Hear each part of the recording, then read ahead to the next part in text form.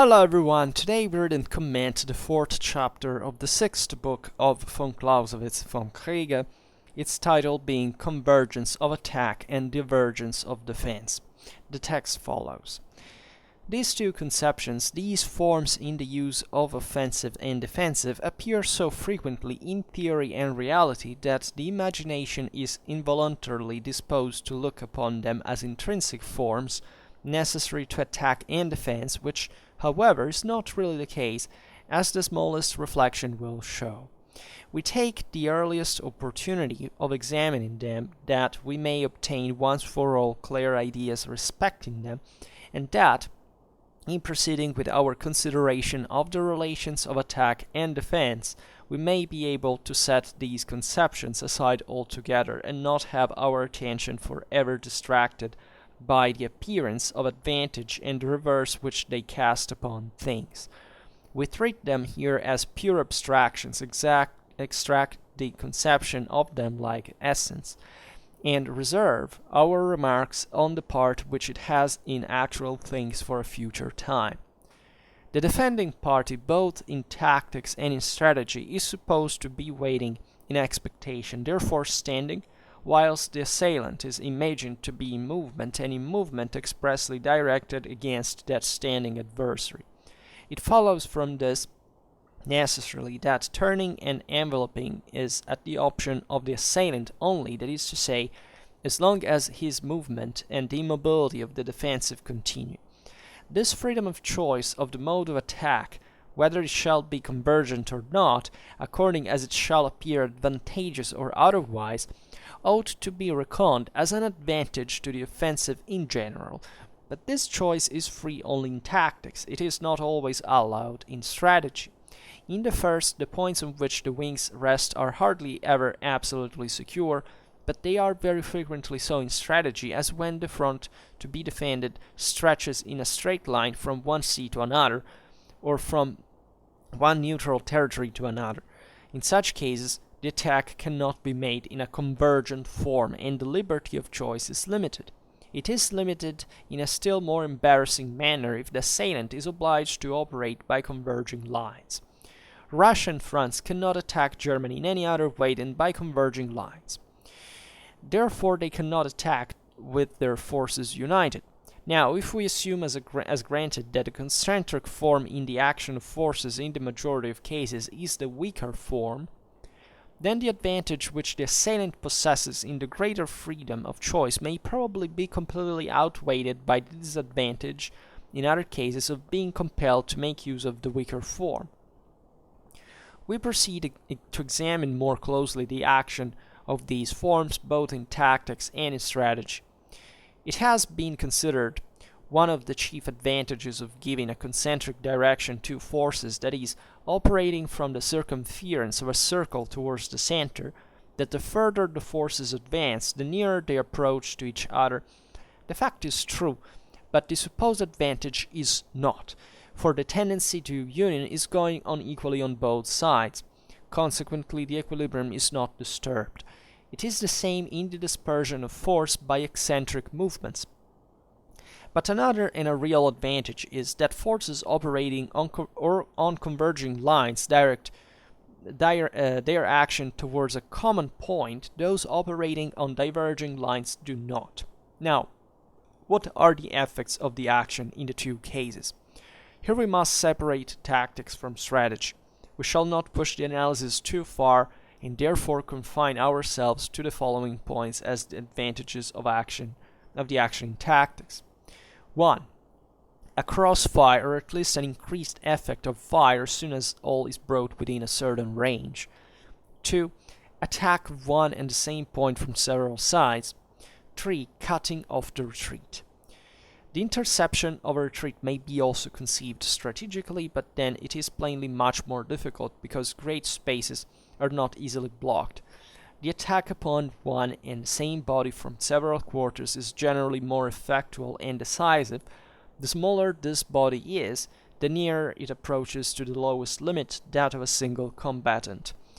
An army can easily give battle on several sides, a division less easily, a battalion only when formed in mass, a single man not at all.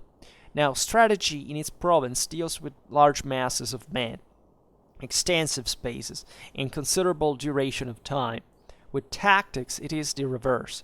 From this follows that the attack from several sides in strategy cannot have the same results as in tactics.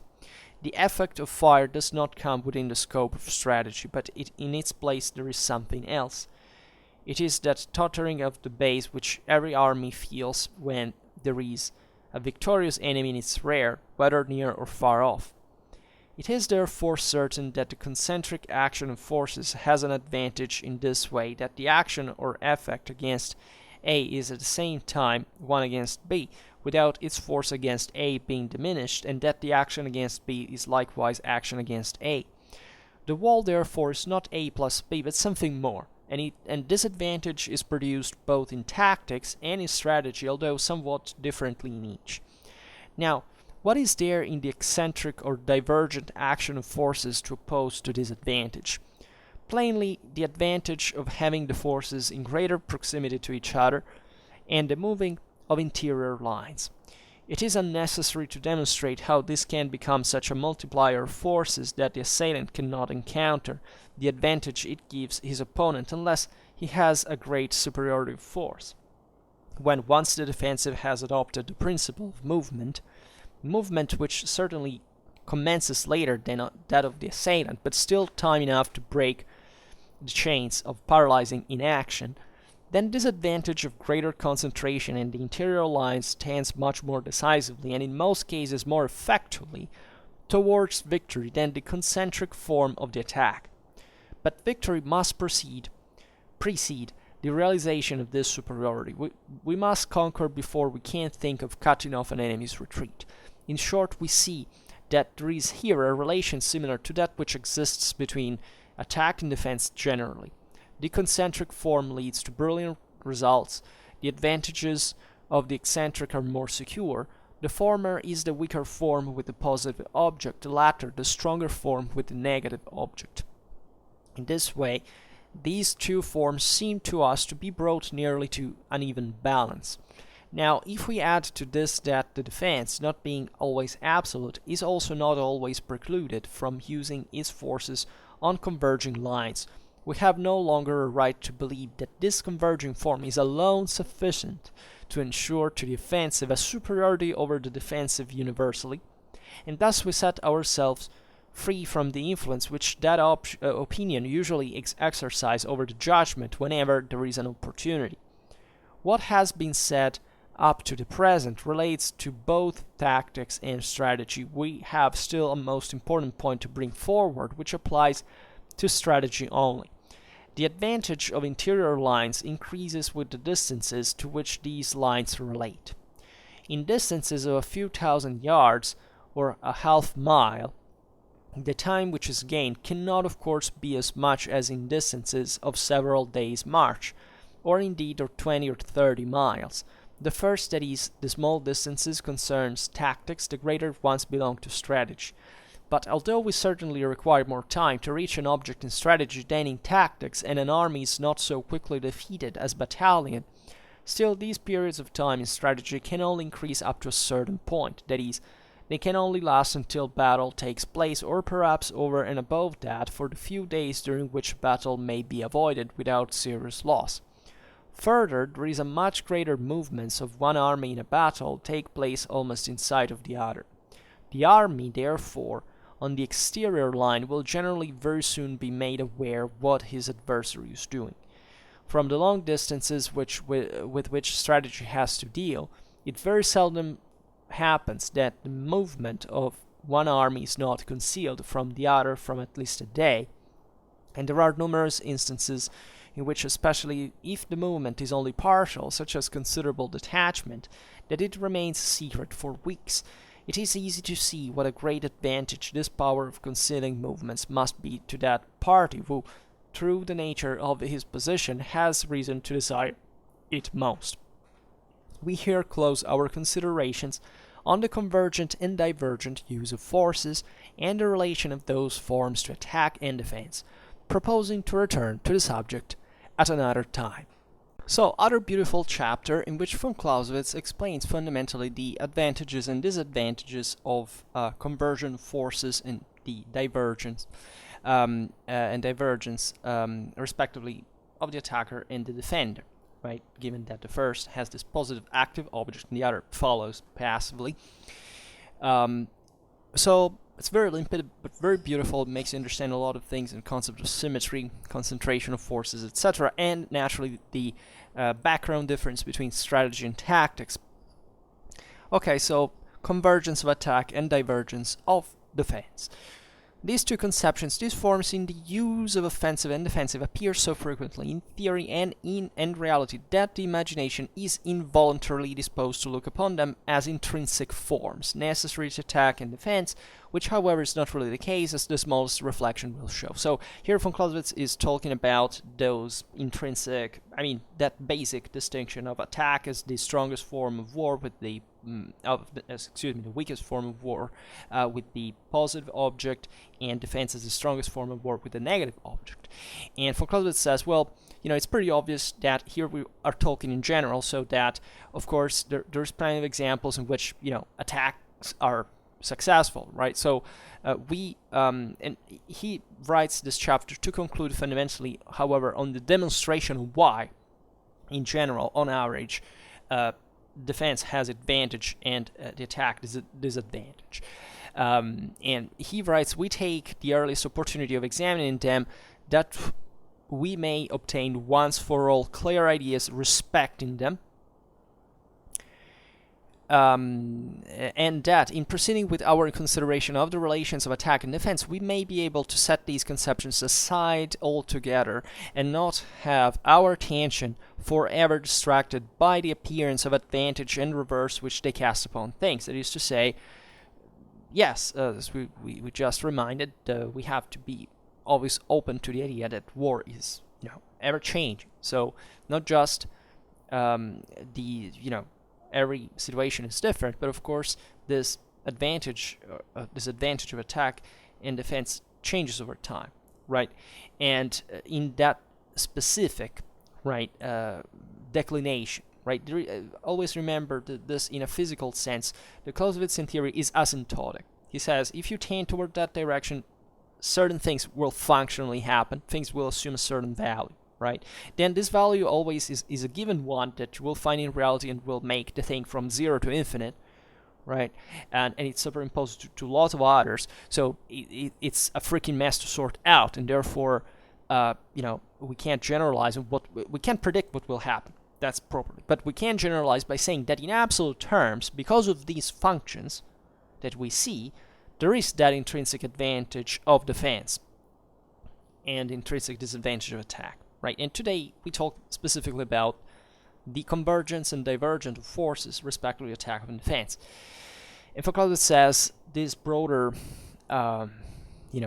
mechanisms, we treat them here as pure abstractions, extract the conception of them like an essence, and reserve our remarks on the part which it has in actual things for a future time. So, of course, we'll be talking about this stuff further, but for now, we just have to realize that the Excentricist metaphor is quite fitting, right? Because it's abstract in itself, but it's real in the measure in which you give a value to it, then that will correspond to that function, right?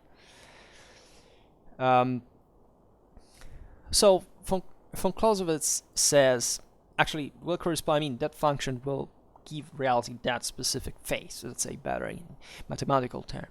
So von Clausewitz says then, the defending party, both in tactics and in strategy, is supposed to be waiting in expectation. We've seen that that's its characteristics. Therefore, standing, whilst the assailant is imagined to be in movement. And in movement expressly directed against the standing adversary. Which is obvious. There is a kinetic element to the attack, which wouldn't make it otherwise. So it follows from this necessarily that turning and enveloping is at the option of the assailant only. That is to say, as long as his movements and the immobility of the defensive continue. which is valid, right?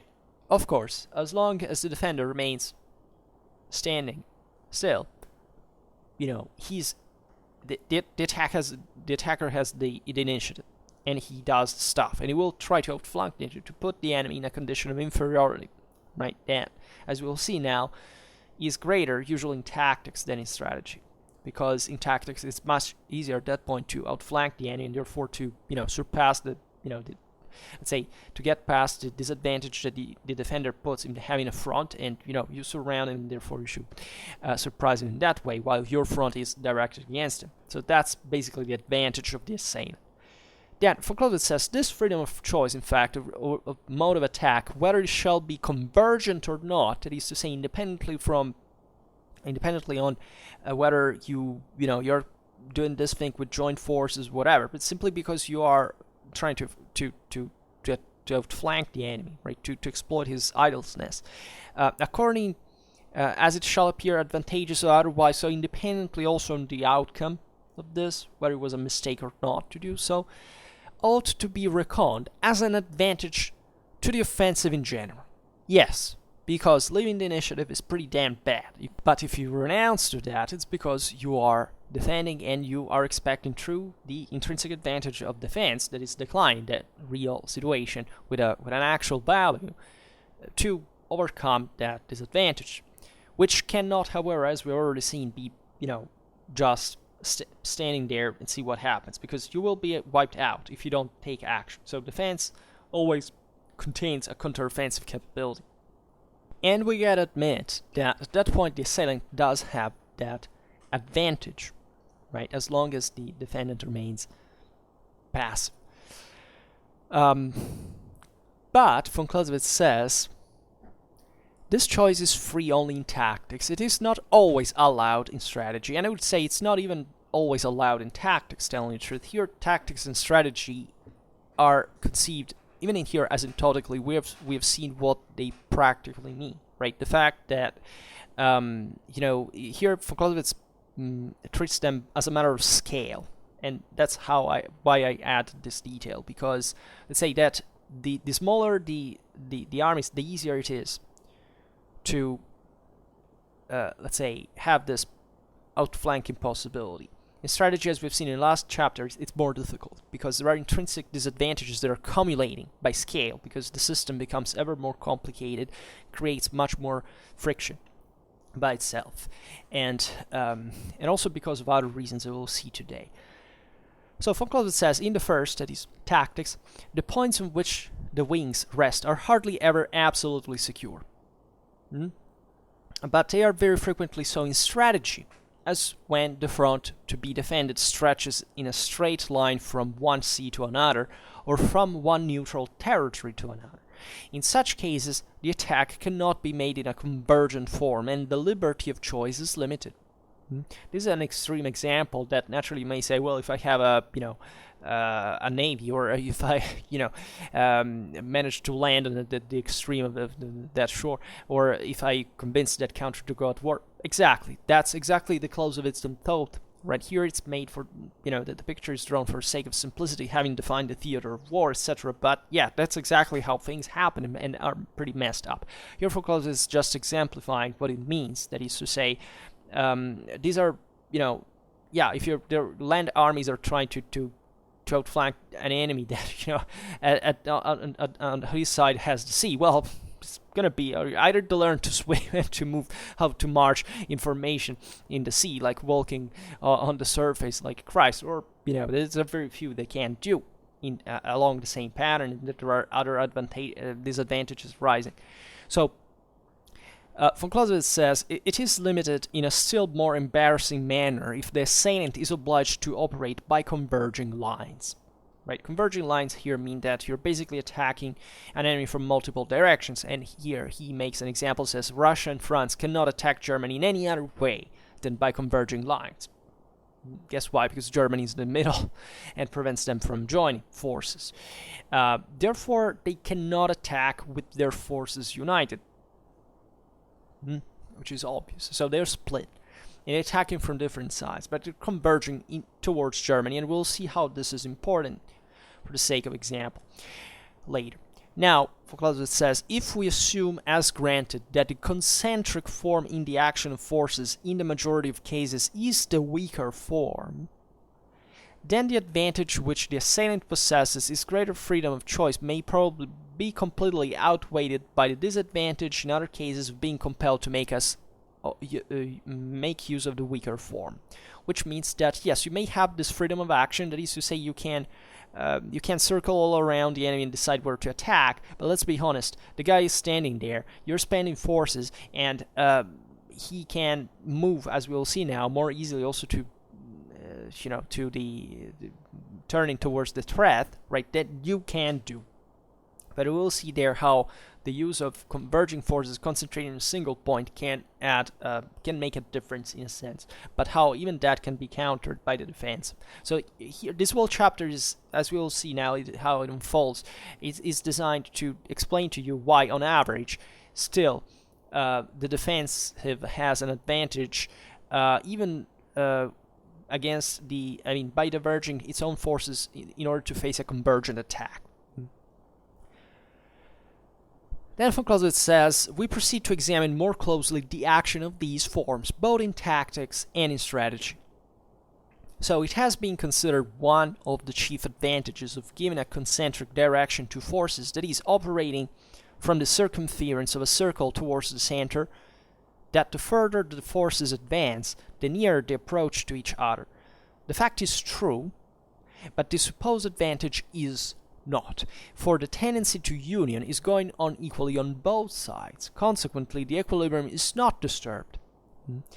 It is the same in the dispersion of force by eccentric movements. What does this mean? It means that if we are abstractly thinking of an absolute advantage deriving from two forces of equal, let's say, capacity that are respectively defending and attacking, that encircling maneuver of the attacker, given the advantage deriving from two convergent forces coming closer, right? The closer they come, the more advantage they come to fight together. So does he who is in the middle, right? Who is encircled, who has all his forces already concentrated, and therefore is outweighing the advantage of saying concentrators, say.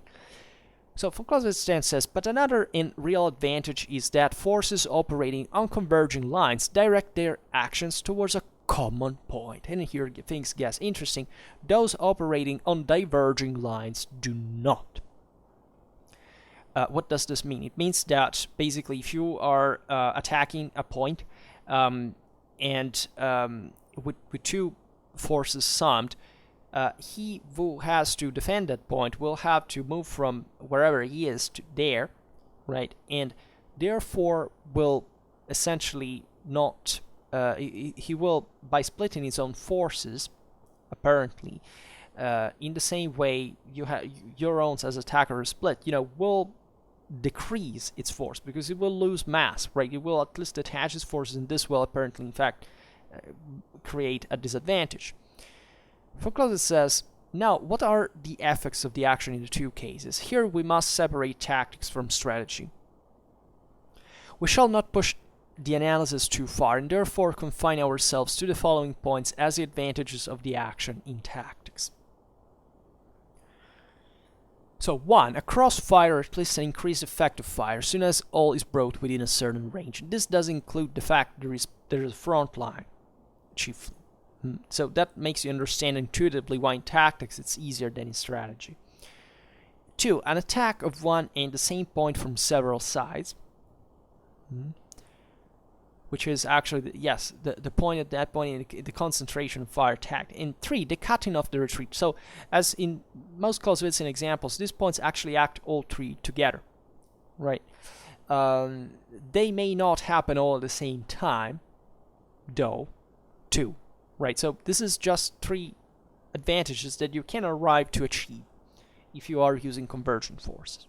Because you can manage to catch the enemy between 2 fires. Or simply attacking from, or say better, concentrating fire from multiple directions. And or attack the enemy, so coming from different directions that will puzzle him in a sense. And in the process cutting off the retreat by coming from different directions that it's, as we'll see now, hopefully one of the rare, both in tactics and in strategy of the defender, but with still different outcomes result. Von Clausewitz says the interception of a retreat may be also conceived strategically, but then it is plainly much more difficult because great spaces are not easily blocked. The attack upon one and the same body from several quarters is generally more effectual and decisive the smaller the body is, the nearer it approaches to the lowest limit, that of a single combatant. From armies to combatants. An army can easily give battle on several sides. Yes, a division less easily, a battalion only when formed in mass, a single man not at all.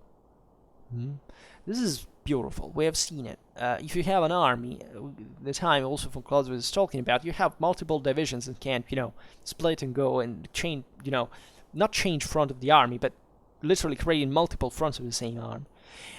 When things began to descend in smaller units, the thing becomes ever more complex, right? Because the multiplier force that derives from larger bodies of troops, in fact, outweighs the mass of it in itself, right? It's higher than the mass proportionally to the increase of the same mass.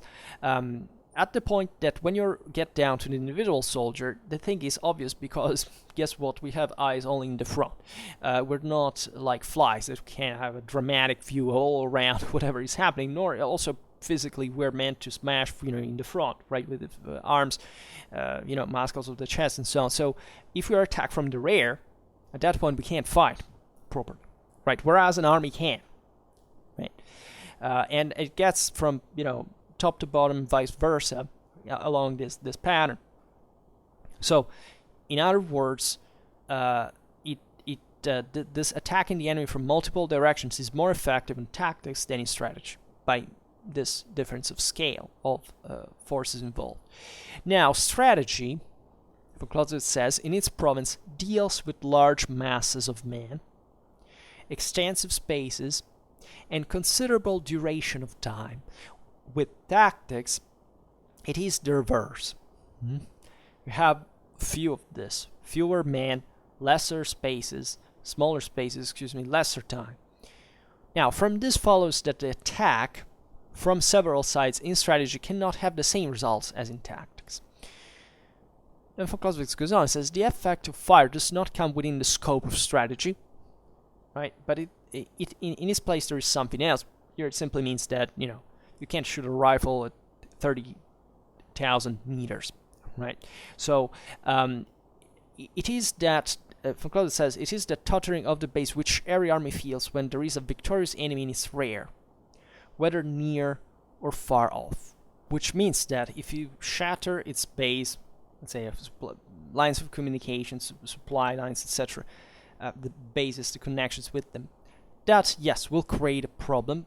We've seen also how this in practice is, especially in von Clausewitz's times, relative because armies have already a capacity to survive a longer time on the field, and so usually the position of he who comes from the rear is also complicated because he's outflanking the enemy. So it's a relative advantage, and that's why it also participates to, at the end of the day, to the fact that the defense is a stronger form at that point. But it does have surely an advantage at that point. There is a general sense of, then we are, they are at our rear. So even an army that, as we've seen, can defend its shoulders, if that, it doesn't happen into a random place. Because as we've seen, the greater the army, the greater the strategical needs, and also the supplying one. So of course, that has that makes a difference in practice. So that von Clausewitz says, it is therefore certain that the concentric action of forces has an advantage in this way, that the action or effect against A is at the same time one against B, without its force against A being diminished, and that the action against B is likewise an action against A. The whole, therefore, is not A plus B. right? But something more. So there is a multiplication of force there, and this is at the base of the concept of that. First of all, symmetric warfare does not exist, has never existed, will never exist. That warfare is exclusively about putting the enemy at asymmetry, at disadvantage, right? Which always exists, because physics tells us that there is nothing like symmetry in this regard, and therefore what we hear what Foucault is saying regarding the assailant advantage through this concentration of forces is that you can increase the effect of the two forces by making them act on a single point, because at that point becomes relative to that single point, right? There is an increase, and that's how you gain an advantage. That's where the positivity of attack as a form of war comes, right, from. And Foucault says this advantage is produced both in tactics and in strategy, indeed, although somewhat differently in each. We'll see how the defensive manages to counter that on average still. But Foucault says, now, what is there in the eccentric or divergent action of forces to oppose to this advantage? That is to say, what can in fact the defense do in that sense? Eccentric, so going towards the outer side, trying to counter that attack coming from, that makes you effectively diverge from the center of your mass. So, plainly, which we have seen is negative, because it basically brings to detach your forces from a concentrated ground. So it goes towards a disadvantageous direction. And that's where the asymptotic element goes, because it assumes a value, but it doesn't tell you how, on average, that value is, however, still smaller than the difficult and the risk that the attacker has by gaining advantage by going towards concentrating forces, because it's much more difficult to carry that out in the first place and consuming all the forces before as an enveloping force, right? Than just defending and fencing off attacks from here, from different sides. So Foucault says, plainly, the advantage of having the forces in greater proximity to each other, which is in fact proof that still, yes, you can't go far, but still you can't move from that center, but still it's closer than what the enemies are, because the enemy is, at least at the same distance plus something. So at a longer one than you, in terms of concentration of its own forces at that point. Also, the moving on interior lines. That is part of actually what you already said, that they are much easier to go through than the ones of the exterior ones of the attacker. So von Clausewitz says, it is unnecessary to demonstrate how this can become such a multiplier of forces that the assailant cannot encounter the advantage it gives his opponent unless he has a great superior force, of course. And that's a contingent thing that we cannot take into account here, because we're talking about the theory of it. But it can happen, right? Otherwise nobody would ever attack. But we have to understand what we can calculate from this function in real life, because that does make an absolute difference that we have to calculate eventually. So it's obvious that at that point a defender has it much easier to fence off a blow and to ward it off than the attacker to deliver it. It simply consumes less because its forces are more concentrated. He has it easier in general. He's more rested. He has its own stasis from his own side that had up to the point before, so he's not tired enough.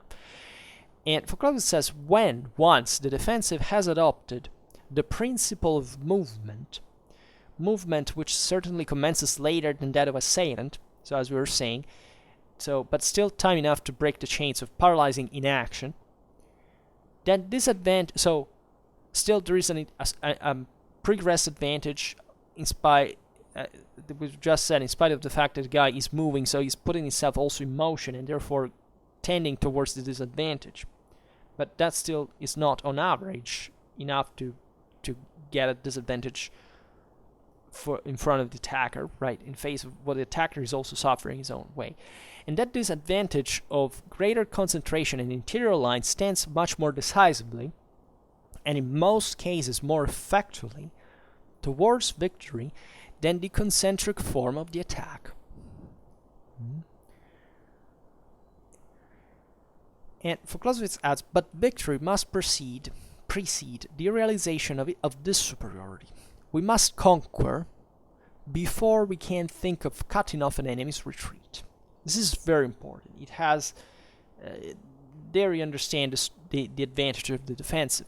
Because first of all, cutting an enemy's retreat means that you have to ensure that still you can exploit that tactically. That is to say, you can even do that, but if the enemy still wins, he doesn't need to retreat, right? So it's more important, and this gets ever more important in strategy than in tactics, to first of all wipe the enemy out, and then you will think about encircling maneuvers that will maybe make you gain an advantage in real life and multiply the effect of that force, but it's contingent. First of all, statistically, your first aim is to wipe out the massive enemy force.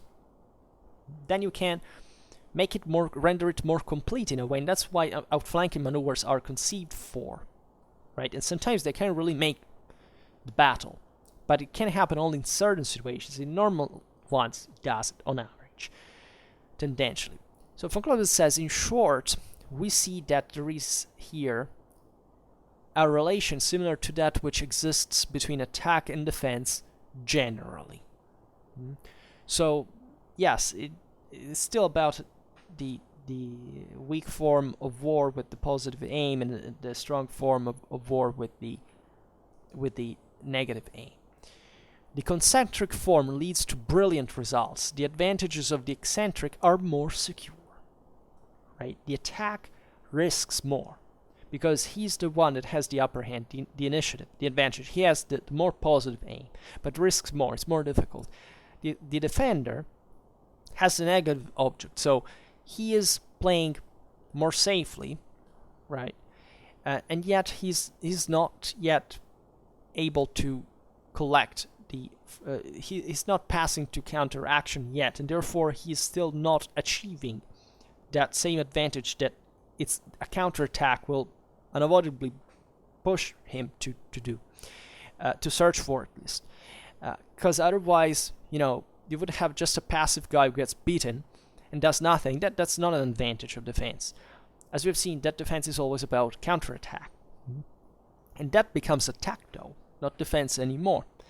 The defense is, this preparation for the counterattack, gaining the decisive advantage over the fact that a guy is growing disadvantaged by the effort of attack to create enough asymmetry to wipe him out. And the guy who's defending is not the guy who has the advantage most of the time. The guy who defends usually is the guy who at the beginning is a disadvantage, because he who has an advantage exploits that, goes for it, doesn't sit there, right? But still consumes more than the guy that remains there. So that's when eventually everything takes a relative value in reality, because that, how this fight is going to eventually unfold, it's a matter of, every different situation from reality.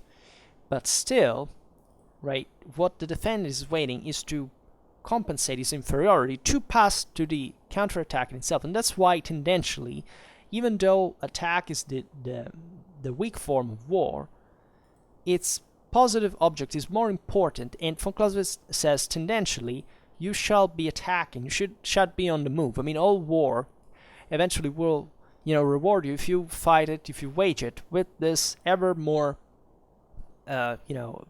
proactive capacity that naturally costs more.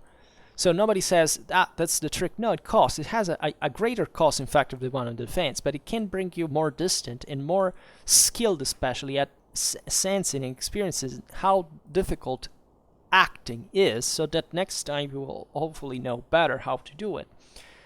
That's from here we get the philosophy of the Vom Kriege too, right? Because at the end of the day, it's basically the same thing. Here we're not saying that the attack is the weak form of war because it's bad. It has nothing to do with that, right?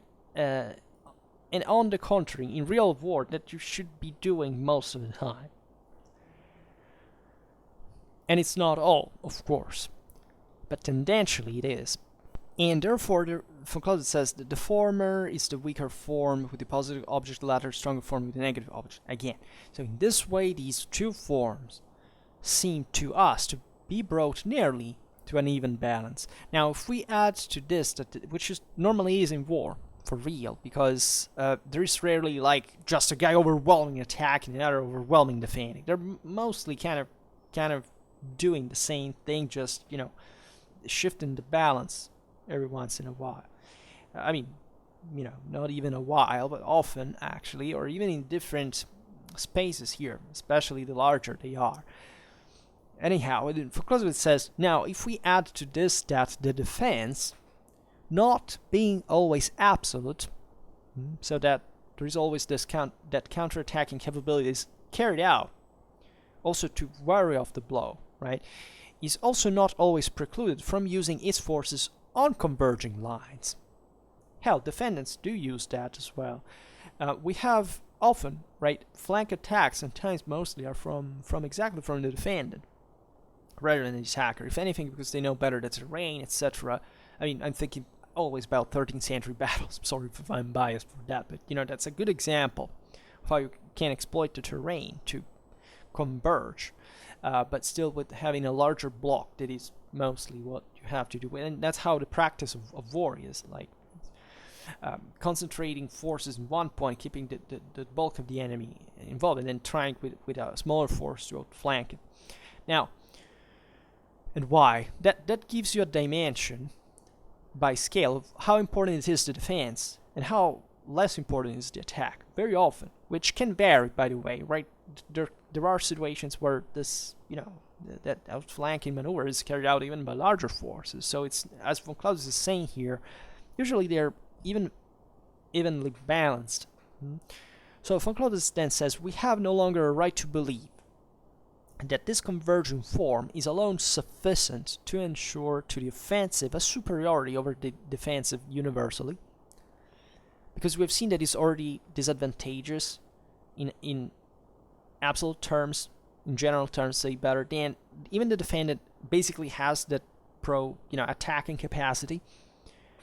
So that dilutes the attacker's advantage even more, because the defendant, because of its own advantages, can also counterattack more easily, more orderly. We've seen it in the previous chapter. And thus, von Clausewitz says, we set ourselves free from the influence which that opinion usually exercises over the judgment whenever there is an opportunity. Then von Clausewitz says, what has been said up to the present relates to both tactics and strategy, right? We still have a most important point to bring forward, which applies to strategy only. The advantage of interior lines increases with the distances to which these lines relate. We have seen these aspects also in part in the previous chapter. That is, which explains how basically enveloping maneuvers, strategically speaking, are much more difficult, right? Because they entail much greater friction. And strategy requires a greater concentration of mass than tactics to work effectively. So that idea that there is a flank, and the time for the enemy to defend and to react to the outflanking is much, the idea that the flank is exposed is much more reduced, because that can be changed much more easily, thanks to the interior lines the defendant can use much more easily and with much less effort, and therefore less loss given the same amount of friction than the attacker. So von Clausewitz says, in distances of a few thousand yards or half a mile, the time which is gained cannot of course be as much as in distances of several days' march, or indeed of 20 or 30 miles. Shorter marches are much speedier, just if you really want to push them. You can't do that for multiple days in a row always the same way without suffering enormously, right? So intrinsically, it's much easier to gain an advantage with at a smaller scale of war for usually tactics than it is in strategy. For Clausewitz says the first, that is, the small distances, concerns tactics, in fact, and greater ones belong to strategy. But although we certainly require more time to reach an object in strategy than in tactics, and an army is not so quickly defeated as a battalion, still, these periods of time in strategy can only increase up to a certain point. That is, they can only last until battle takes place, or perhaps over and above that for the few days during which a battle may be avoided without serious loss. That is, you can disengage more easily, in a sense, further, or committing less forces at once. Further, there is a much greater difference in the real start in advance, which is gained in one case as compared with the other. Owing to the insignificance of distances in tactics, the movements of one army. So, first of all, the fact you can disengage more easily, of course, plays in favor of the defendant. Because the attacker is searching for that, and you can strategically search for that avoidal more, right? Even if, because that you would say would bring to the loss of an advantage at your position. Yes, in fact, it usually doesn't happen. But at that point, that advantage counterbalances, in fact, also the attacker capacity want to attack. So that is the practical change.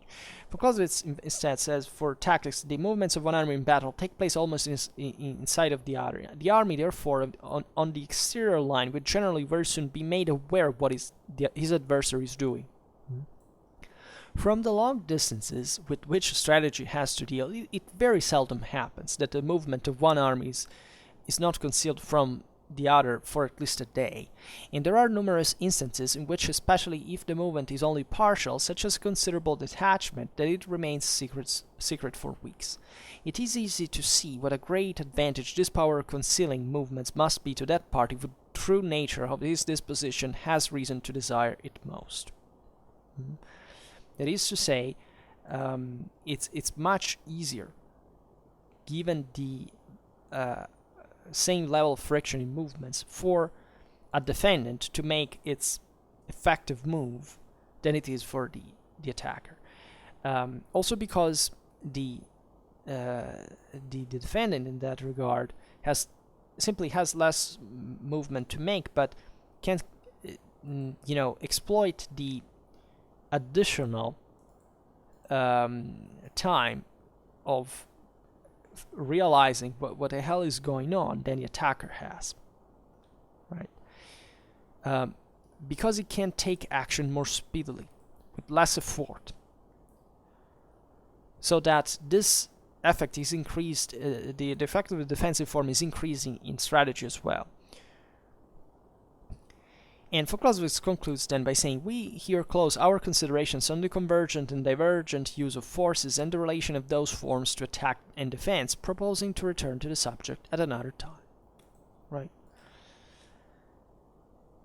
So, in other words, the advantage of in tactics, in strategy, compared to tactics defensive-wise, is more than the proportional scale of numbers there in times and space. It's even more, and it tends to be more because if you want to envelope to carry out that convergent maneuver, you will have necessarily to amplify that more,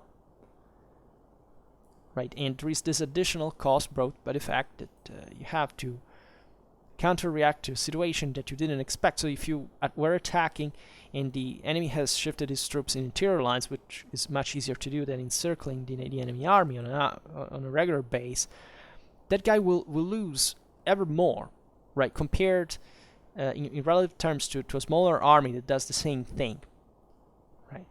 So that increases dramatically in strategy, and that it explains you why in strategy, as von Clausewitz says, you can do way less, than you think.